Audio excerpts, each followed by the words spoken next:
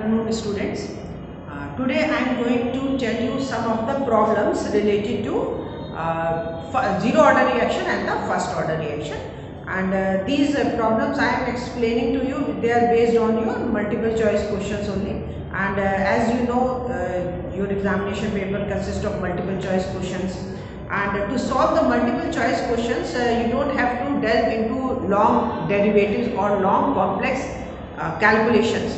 Actually, simple numericals are asked in multiple choice questions, and those simple numericals usually involve simple calculation, but usually there is a twist. Most of the time you will find twist. So that is just to check the clarity of your concepts. Okay. So clarity of concept is very important in every topic of chemistry. So first of all, clear your concepts. Whenever you are unhitch, you don't understand what to do. So your concepts should be clear for that. So I will tell you some of the numericals today, which will help you in solving your multiple choice questions. Now, usually the numericals which are asked, they are based on calculation of the rate of reaction. So you have to calculate the rate of reaction. Suppose the value of the rate constant is given and the concentration is given. Then you have to calculate the rate of the reaction. It's very simple because rate of the reaction is equal to rate of reaction is equal to rate constant multiplied by the concentration. And it is 0 for a zero order reaction and it is 1 for a first order reaction. So suppose this is given, you can easily calculate the rate of reaction. And for zero order reaction, a very good question can be framed that different, suppose it is given that the rate initial concentration is given to be 1.5 1.1 into 10 to power minus 5 moles per liter, and the rate of reaction is this much. Then what will be the rate of reaction if the concentration is suppose initial concentration given to be 10 into 10 to power minus, means initial concentration is changed, then what will be the rate of reaction? So it's a very simple question with a twist, because for a zero order reaction there will be no change in the rate of reaction with the change of initial concentration. So it's a very simple question, but it is given just to confuse the candidate. Okay, so don't get confused. If it's a zero order reaction, the rate of reaction will remain same, whatever be the initial concentration of A. Okay, but if it is given for a first order reaction, then you will have to calculate the rate of reaction will change, though the rate constant will remain the same. Okay, suppose rate of reaction is suppose rate constant is given and you have you are asked the suppose rate constant is asked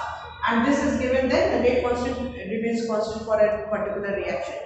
Okay, so you can calculate in that case, but if it is a zero order reaction, then the rate of reaction will remain the same. Okay. Now questions can be asked on half-life and the average life. Suppose in these type of questions, half-life is asked, and for first order reaction, the half-life is given by T half is given by 0.693 divided by K. Then the simple questions are framed. Suppose K is given and you are asked the half-life, or inversely half-life is given, you are asked the value of K, and when you calculate the value of K, then you can be asked the average life. And what is average life? Average life is reciprocal of K. Average life is reciprocal of K. Suppose K is given and you are asked half-life. You can calculate it in a second. And now suppose T half is given. Okay. Yes, T half is given and you are asked the average life. Then what is the relation between average life and T half? Average life is denoted by tau. Okay. So tau is equal to 1.44 multiplied by T half. Okay. Suppose you are given T half and then you are asked to calculate K. You can easily calculate K. And if you are asked average life, then you can calculate the reciprocal of this, or if this seems to be difficult for you, then you can multiply T half by 1.44. This is a simple calculation and you can calculate the average life. Okay. Now this type of numerical can also be framed regarding percent left or consumed after time T. Okay, so suppose this much time has elapsed and the reaction is of first order, and suppose in 10 minutes this much of the reactant is consumed, then how much will be left after this time? The thing is that you should be clear regarding the left and the consumed concentration. Okay, as I have already told you in this that A we have taken as A naught, we have taken as initial concentration. This is our initial concentration, and A is what? That is left, or you can say remaining after time t. Okay, so you should not be consumed with it. A is not that is consumed. A is that is left after time t. Okay, then this type of questions can be framed. T half is given, we calculate the value of K. Just now I have told you. If it is for a zero order reaction, then also you can calculate it easily, because T half for a zero order reaction is given by how much? Initial concentration divided by twice of K. Okay, so if you are given this type of this is for a zero order reaction, you can easily calculate. So this means you should have value of K as well as value of A naught to calculate half life for a zero order reaction. But for a first order reaction, you need only the value of K only.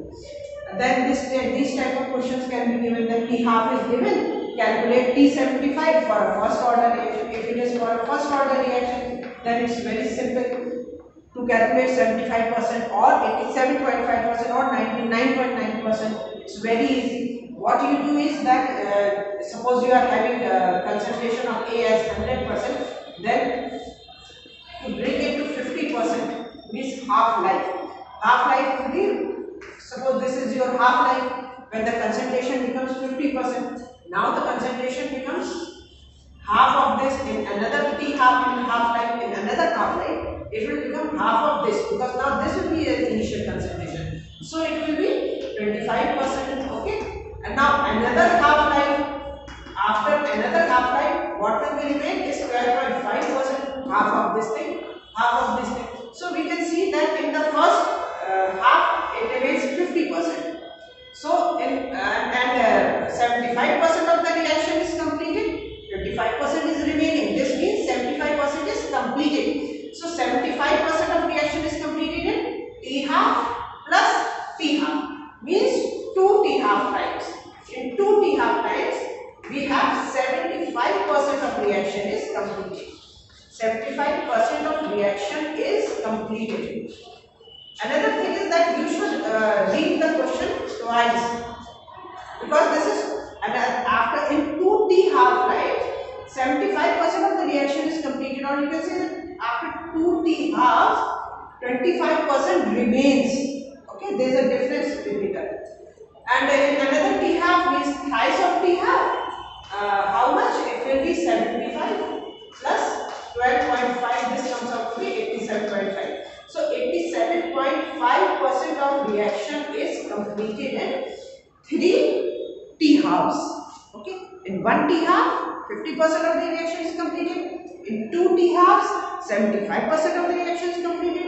And in 3 T halves, 87.5% of the reaction is completed if it is a first order reaction. Okay, and in 10 T halves, it is 99.9% completed. A first order reaction is 99.9% completed in 10 T half. I will explain this with a numerical also, how 99.9% comes completed in 10 T halves. Okay.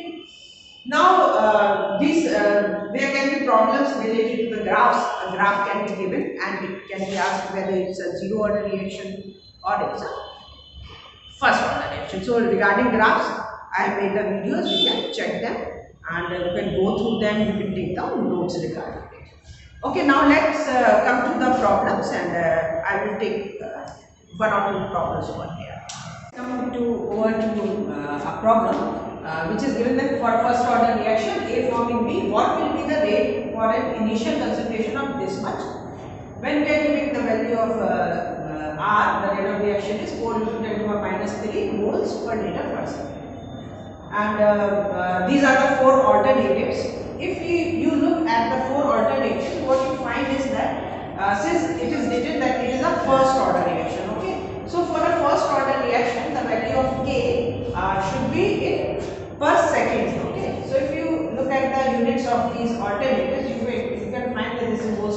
per second, moles per liter per second. This is per second and this is per second. So you can outright reject these two alternatives. Okay. Now you are left with only these two alternatives. So you have to calculate the problem to arrive at the solution. Suppose it was also given moles per liter per second, then it would have been very easy for you. You could not have calculated it. Okay, and you would have arrived at the correct answer will be this one, since the units do not match with the value with the units of the first order reaction. But now you have to calculate it, and come on, let's see how you will calculate it. So rate of reaction for a first order reaction, for a first order reaction is given by the rate constant multiplied by concentration, initial concentration of the reactant A, which is given by A. And since it's a first order reaction, we will have A1. Okay. So rate of reaction is given over here to be 4 into 10 to the minus 3 moles per liter per second. And you have to calculate K. The K will be equal to how much? 4 into 10 to the power minus 3 moles per liter per second divided by the concentration of the initial concentration, which is given over there, 0.1 moles per liter. So 0.1 moles per liter. Okay. Now 0.1 can be written as, this can be written as 1 into 10 to the power minus 1. Okay. And when this 10 to the power minus 1 goes from this denominator to the numerator, then this minus sign will become plus. Okay. So it will be 4 into 10 to the power minus 3 multiplied by 10 to the power plus 1. Okay. And moles per liter gets cancelled with this, and remaining is per second. Now these powers will be added. When this is multiplied, then the powers will be added. So what will be the answer? 4 into 10 to the power minus 3 plus 1 becomes minus 2. So it will be 4 into 10 to the power minus 2 per second. So this will be your correct answer, and when you see the alternatives, the correct alternative will be C. Okay, this will be your correct alternative. Now let's move to another problem. Let's move to another problem. Now let's come over to another problem, and the problem is that the half-life periods for a reaction at 3 different initial pressures are this, and the half-life is given over here. As I have already told you that the concentration can be studied for a solution, we study moles per liter, but when we are studying the gaseous reactions, we usually study the pressure terms. Okay, so here is the same case. So initial pressures are given 707 and the half-life is 84, 79 and the half-life is again 84, and 37.5 and the half-life is given to be 83. Okay, this means that we can see that the half-life remains constant, and it is not it is constant with any initial pressure. It is not changing with the initial pressure. So you can immediately recall that the half-life for a first order reaction was in such a manner that it was given by 0.693 divided by K, and it did not vary with the initial concentration. It was independent of the initial concentration for a first order reaction. So immediately you can recall that it will be a first order reaction, since half-life is not depending on the initial pressure. Now I will tell you another problem. Let's come over to a simple problem, simple and a very interesting and a very easy problem. For a first order reaction, the time required for 99.9% of the reaction to take place is 10 times that of the half-life. So let's calculate it. We know the value of K. For the half-life, it is K is equal to 2.303 T half log of. Now we are talking about for a 99.9% completion. Means if we talk about the value of K, it is 2.303 divided by T of 99.9% log of A upon A minus X. And what is X over here? X is 0.999. Okay, it is 99.9% divided by 100. So X is 0.999. So if you place this value over here, it will become, it is X is 0.999 of A. Okay, so it will be A minus 0.999 of comes out to be value of A comes out to be 2.303 divided by T at 99.9% completion. This we have to calculate log of A upon, and this comes out to be, we have to subtract it from 1.000.999, and this comes out to be 0.001. Okay, so 0.001 of A gets cancelled, and what's remaining is 2. Clear यहाँ पर what remains is 2.303 divided by T 99.9% multiplied by log of, this is 1 upon 0.001, so it will become log of 10 raised to the power plus 3. Okay, since 0.001, if we calculate it with 10 raised to the power -3, and when we shift it from the denominator to the numerator, it will become log of 10 to the power 3. Now we have this equation as K, this is a K, okay, and this equation as K. Equation number 1 and equation number 2. So we will equate equation number 1 and equation number 2, and what we find is this is equal to 2.303 upon T half log of 2, and log of 2 is how much? Log of 2 is 0.3010. So this will be equal to 2.303 0 multiplied by 0.3010 divided by T.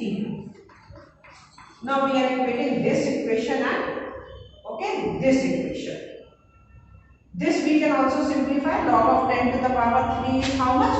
It is equal to 3. Log of 10 to the power 3 is 3. I will do it separately.